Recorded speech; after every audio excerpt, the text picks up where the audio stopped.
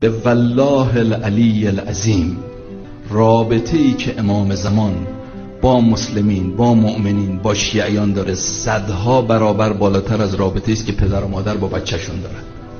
رابطه پدر و مادر با بچه رابطه غریزیه، اما رابطه امام زمان علیه السلام با بچه‌هاش، با شیعیانش رابطه الهیه، یعنی از سنخ محبت و رابطه خداست، قابل مقایسه با پدر و مادر.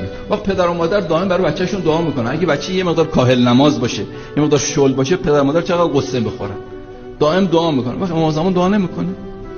اومد به امام رضا گفت آقا اگه میشه برای من و زن و بچه‌م دعا کنید. این روایت تو اصول کافیه. امام رضا فرمود اول از تو افعل، من این کارو نمیکنم، دائم دارم براتون دعا میکنم. به خصوص اون کسی که به یاد حضرت هست و چیزی رو هدیه میکنه به امام زمان. اهل بیت مدیون کسی نمیشن. ما میکنه برای امام زمان یه هدیه براش میفرسته، او 10 تا میذاره روش بهت برمیگردونه. عبدالرحمن اصفهانی میگه من در زمان متوکل، در زمان امام هادی علیه السلام سامرا بودم، دیدم آقا داره میاد میره تو دربار متوکل، میترسیدم که متوکل رو احضار کرده برای کشتنش.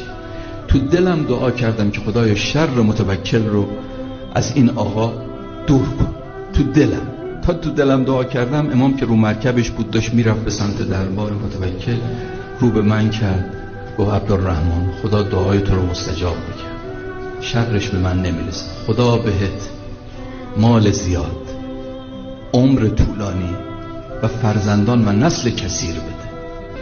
خودش وقتی این داستان رو نقل کرده میگه الان بیش از 80 سال از عمر من گذشته و خدا دیگه تا کی بهم عمر بده نمیدونم.